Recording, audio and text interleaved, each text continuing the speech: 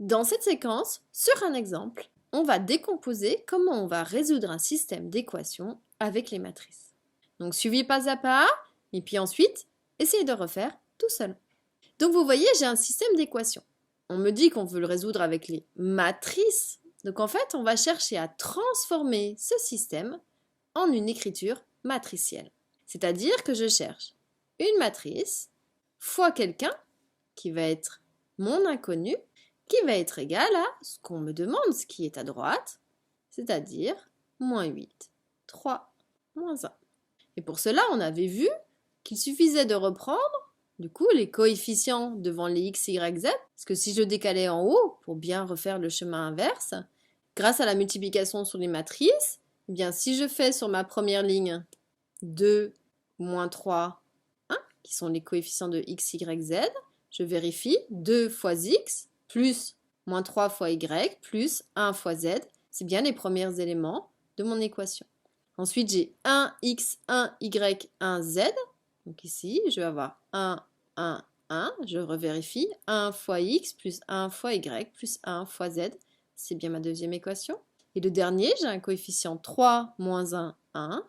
Donc, j'ai plus qu'à recopier pour obtenir, au final, ma fameuse matrice A. Ensuite, la deuxième, on va l'appeler X. Et la troisième, B. Donc en fait, ce système, il peut s'écrire sous la forme d'une matrice A fois X qui va être égale à B. Le but pour un système, c'est de trouver les valeurs de X, Y, Z. Que valent ces trois inconnus? Mais nous, on est sur les matrices. Donc l'idée, c'est de dire qui vaut cet X? Cette matrice, vecteur colonne, inconnu. Alors je vais faire une petite analogie à droite avec les nombres pour que vous compreniez bien l'enchaînement, parce que c'est vraiment une résolution d'équation. Si vous aviez eu 2x égale 5, si vous cherchiez la valeur de x, comment auriez-vous procédé? Si je veux isoler x, je vais faire une opération des deux côtés qui va consister à éliminer le 2. Et pour éliminer le 2, j'utilise son inverse, je divise par 2 ou je multiplie par 1/2. Si je le fais à gauche, je le fais à droite. Alors, je détaille beaucoup pour que vous compreniez après. Ce sera exactement la même chose de manière analogique. Donc, je vais faire en fait 1/2 fois 2. Et puis, j'ai mon x toujours. Je conserve l'équilibre de la balance parce que je l'ai fait à gauche et à droite qui vaut 1/2 fois 5. Et puis ensuite, ce qui est intéressant, c'est quand je fais 1/2 fois 2, comme 1/2 c'est l'inverse de 2, je tombe sur le neutre, c'est-à-dire 1. Donc je vais avoir un x qui vaut en fait, là je peux le calculer, qui vaut 5/2. Mais comme 1x, lorsque je fais cette multiplication, et le 1 n'influence pas, j'ai juste x égale 5/2. Et j'ai trouvé ma solution. Pour les matrices, c'est pareil. C'est-à-dire que je voudrais avoir ce fameux x. Je cherche lui. Donc le but, ça va être d'éliminer en fait ce qu'il y a devant, c'est-à-dire le a.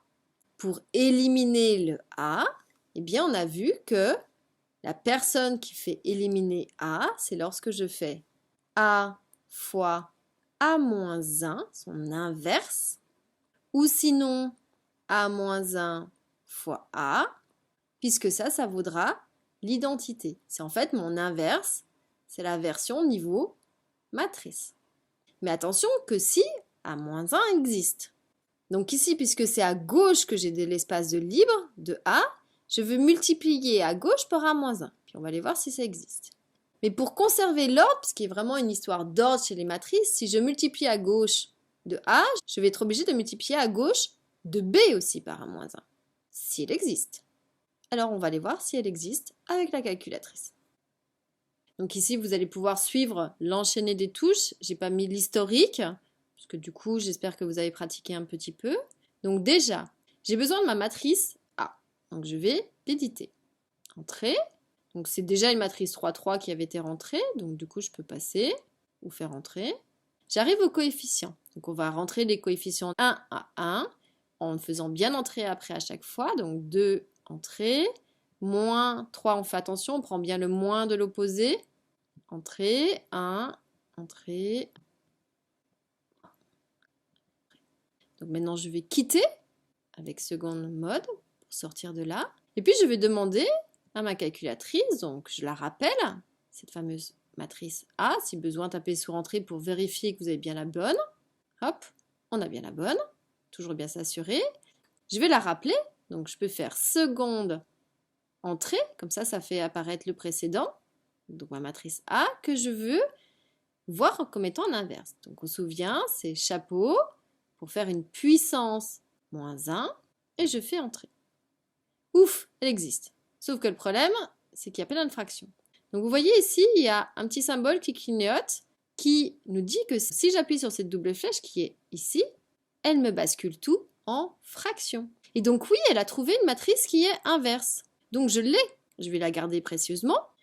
Et donc ça veut dire que maintenant, si je fais A moins 1, donc on a dit qu'on multipliait à gauche, fois A, puisqu'elle existe, le A moins 1, fois X. Comme j'ai multiplié à gauche, obligé de multiplier à gauche aussi avec B, je vais devoir faire A moins 1 fois B.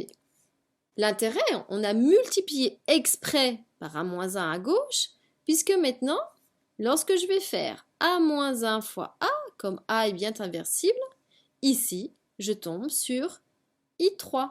C'est le neutre, elle est inversible. Donc ici, j'ai I3 fois mon grand X, qui vaut en fait une matrice qu'on ira voir après, qui s'appelle A-1 fois B. Et je termine, puisque en fait, j'ai la chance que quand je fais I3 fois X, I3 étant le neutre, c'est comme le 1 de notre multiplication, quand je fais I3 fois X, c'est simplement X. Donc j'ai trouvé X comme étant A-1 fois B. Donc ici, ce qui est très important, c'est qu'il va falloir multiplier au bon endroit. Je ne pourrais pas multiplier par A-1 à droite, parce que sinon, j'ai pas A qui est à côté de lui. Donc, je ne pourrais pas en fait faire cette association qui va réduire A-1 avec A. Donc, on va terminer maintenant pour pouvoir trouver la solution de mon système. On n'oublie pas mon but.